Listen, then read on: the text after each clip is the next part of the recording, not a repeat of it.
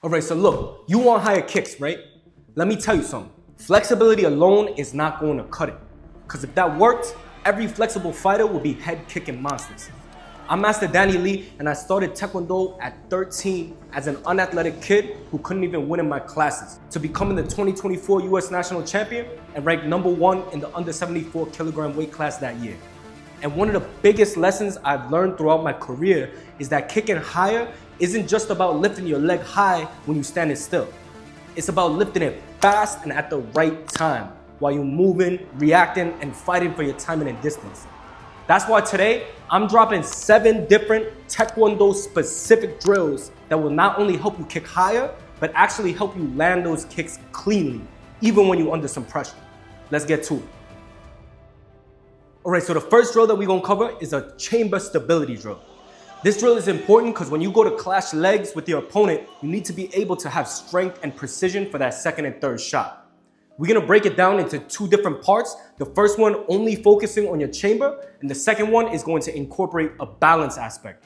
So for the first one, you're gonna come to a wall, you're gonna hold the wall, and you come into your cut chamber. So I'm over here. This is the point that I'm going to be coming back to each time my partner goes to push my leg. He has 4 different directions that he's gonna push. He's gonna put downward, off to the side, and then also upwards. And my job each time is as soon as he pushes, I'm looking to regain my control and bring it back to that center line. So then this way, in case you get canceled a certain direction or you clash legs, you're able to bring it back to that center line and then go from there again. So once you get the wall part of the drill down, now we're gonna incorporate some balance in there. So same thing, I'm gonna be lifting my leg, but this time, I have to be able to keep my balance. I can hop around if I need to, but I wanna try and stay as stable as possible.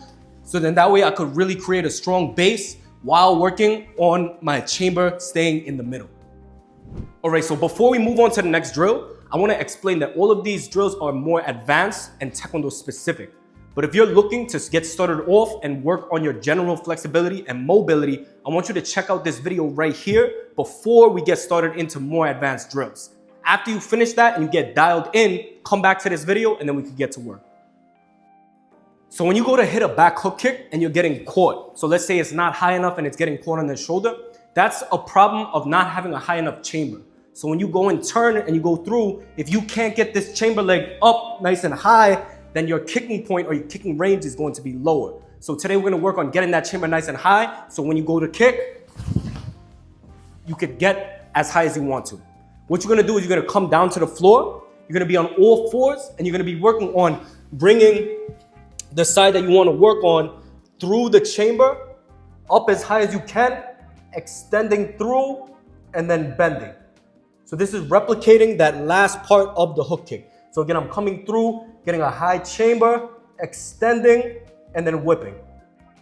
After this, I can come and have a partner hold for me, and then all I'm doing is going through that full range, the new range that I've worked on, but going through explosively and creating that whip. So then when I go through my kick, it translates into a higher range.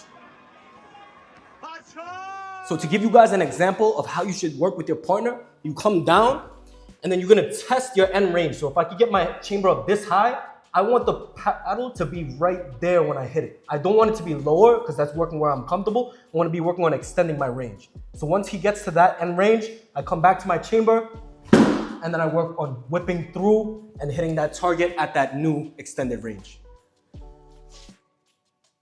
This next drill is going to help work on your cut kick chamber and extension, keeping stability and also working on your range of motion. So what you need is a band. You could either use a regular band like this or a Taekwondo band, it don't matter. You're gonna put it onto your leg, onto your heel, and then you're gonna wrap it around behind you. So then that way, you're able to get all of that stress on the backside of your leg. Once you have it, you're gonna come to the wall and you come into the highest point of your chamber. So if you could come up high like this is better. And then from here, you're going to extend all the way through while keeping that same angle of the chamber. You don't want to drop it. You want to keep it in high chamber and extend through. You're going to hold for at least 5 to 10 seconds. And then after that, come back to chamber. This is going to really help you start off with a nice and high chamber, so then when you go through to kick through, you're not getting canceled easily. You're getting over that cancel and you're able to flow into that second or third kick. This is going to be the side view of that cut chamber. You're gonna come up, you're gonna come to max range, and then you're keeping this angle as you come through extension. I have the same angle, I'm keeping it 5 to 10 seconds, then I'm controlling it back inside to that chamber. The next drill is going to be really helpful if you're looking to go for a flip kick or a twist kick. It's a Taekwondo specific hip car that helps you go through the end ranges of that external and internal rotation so you could stay nice and smooth like butter. So what I need you to do is you come to the wall and you're gonna go through just like you're throwing a roundhouse kick. But I want you to bring your hand on the other side, and then from here, we're gonna go into external rotation. So I'm going to bring my leg up and I'm not letting it come to the inside into internal. I'm keeping it externally rotated as I pivot this bottom foot. Once I get to end range, from here, I'm slowly pivoting as while as I'm turning into internal rotation, and then I come down. As you can see, I'm trying to stay as controlled as possible. So I'll show you it again one more time. I'm not going to bring it to the inside. I want to keep it nice and externally rotated to really go through that full range of motion. I keep it up. And then from here, once I hit my end range, I'm pivoting that bottom foot and turning into internal rotation like this. The next one is going to be a twist kick variation. So instead of pivoting, I'm going to keep my base foot solid right there. And I'm going to start off in internal rotation. From here, I'm slowly rotating into external. And once I get to my end range, I'm extending my leg and then coming back. So if you could see with both of these, I'm really putting as much stress as possible into that hip joint capsule so I could get through all of the range that I'm able to go through and then be able to flip or twist just how I like it. All right, so to give you a different angle, I'm gonna show you for the flip kick or the question mark kick variation, right? I'm starting off in external, just like this, slowly pivoting, and then slowly turning into internal where that flip would come.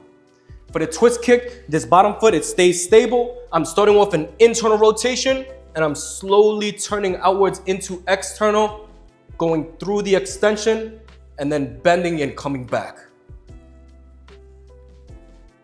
So next we're moving on to axe kicks. And with axe kicks, the number one most important thing is being able to get your knee nice and high into the chamber. So then that way you're able to clear everything else easily without having to lift all the way from the bottom. So you're gonna get a band, you're gonna anchor it to something. It could be a regular band or a Taekwondo style band, up to you. You're gonna come down to the floor, you put your foot in that band, and you're gonna come sideways. So you have your elbow and your wrist on the floor, your obliques are on the side. Now from here, you're straightening your leg with no tension, and then what your job is to bring that knee as high as you can into your chest explosively. So from here, I'm going for a rep, holding it there, 5 seconds, and then I control it on the way back down. Again, I get to the end, I'm exploding up, tight into my chest, hold it, and then I control it on the way back down. This way, when you see the opportunity and you want to hit that axe kick, you could bring your chamber nice and tight and fast, and then extend through. So we covered the chamber of the axe kick. Next one is going to be working on extension through being able to lift your end range. So what you need to be keeping in mind is that when you go to kick through it, right? If your end range is over here, then you want to make sure that your partner is holding your leg up higher than your end range. So you're not just working where you're comfortable, you're going into a higher range and being able to create more strength. So what you do is you get your leg up on top of your partner's shoulder. And then from here, right, if this is past my end range, I'm going to be working on pulsing it upwards. So I'm trying to use everything at the top of my leg, my hip flexors, to pulse upwards. And then after I go through about 10 reps, I'm going to check my range again. So what this does is really priming the muscles. So then that way, when I come into my chamber, I can extend through and get it over the shoulder a lot easier. So what this next drill is going to do is work on your cancel timing, as well as making sure that you get your chamber up nice and high to get all those other kicks out of there. So you're going to come onto the wall, and then your partner is going to give you a cut kick simulation. From here, what my job is to do is get my shin onto the pad nice and fast, and I'm looking to explode upwards and then hold it there. So I'll show you from here. I'm bringing up nice and high, I hold, and then I come back down. I wait for him. I bring it up nice and fast and explosive, hold, and then I bring it back down. And then after I get used to doing it on the wall, I'm gonna incorporate some balance into there. So same thing, I come into my stance, I load the back leg, I'm getting ready. Boom, I hold it nice and stable, and then I bring it back down. So then this way, you're not only working on timing, you're not only working on balance, but you're also working on your hip strength as well.